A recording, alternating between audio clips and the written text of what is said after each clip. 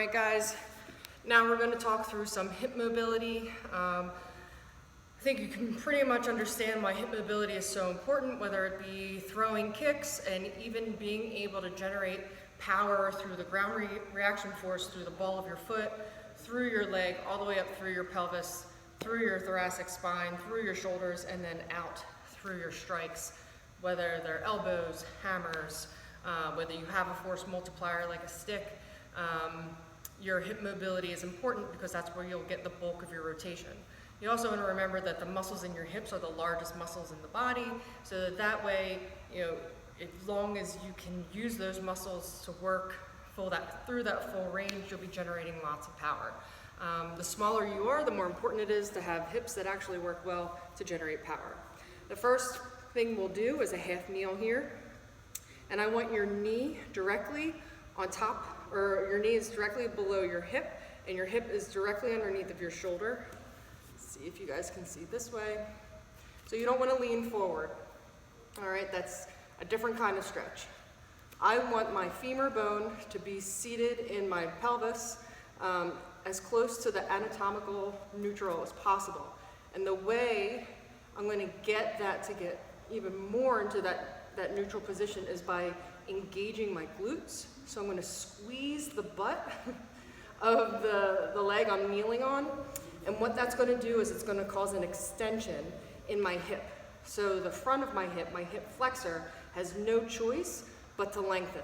Okay, you're going to feel a stretch here, and that's because most of us live in a very flexed position due to life, work, kids, family. That's what happens.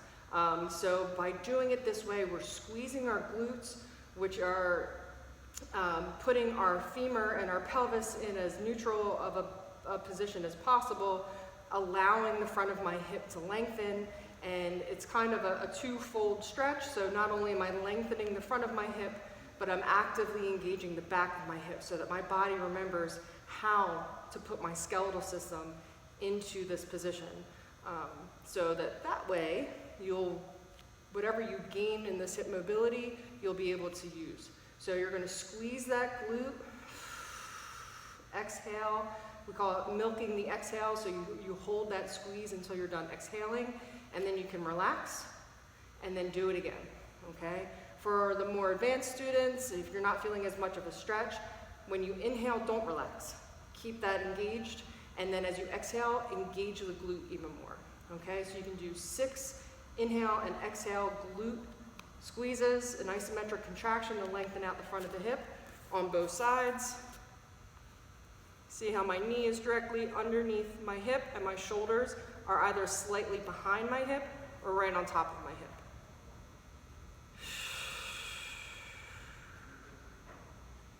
Good, squeeze that a couple times. 6 is a good number to go with, but it's up to you how many you'd like to do.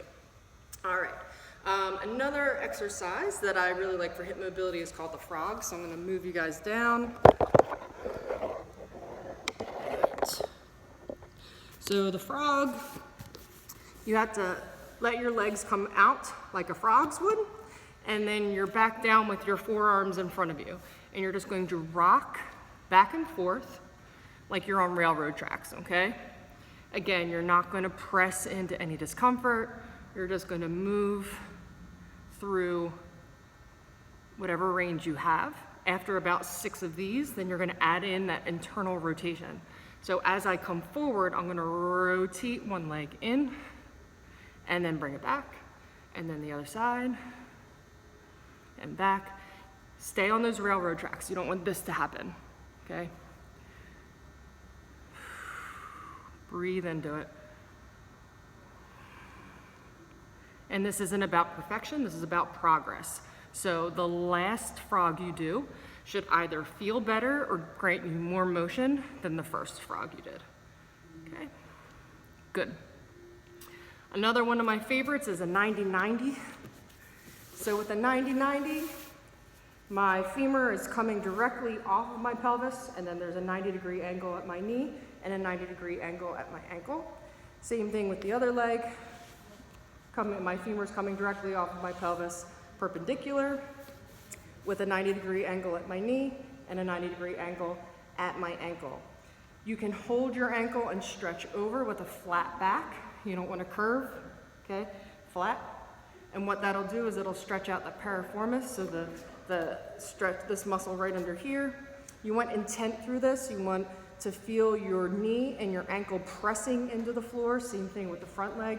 And it even helps to rotate that pelvis forward a little bit. I don't know if you guys can see that slight motion. So we're getting through as much range as we can. So straight back over that front leg.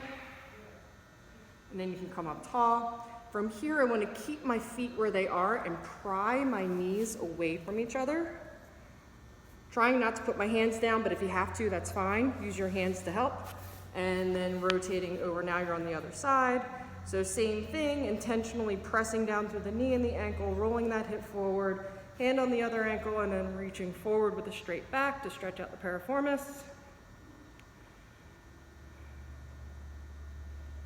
And then coming up tall, keeping my knees where they, or my ankles where they are, prying my knees away from each other, and then around to this side. Okay, and you can go back and forth. All right, there's a couple hip mobility exercises to keep you guys happy and healthy on your quarantine. Thanks.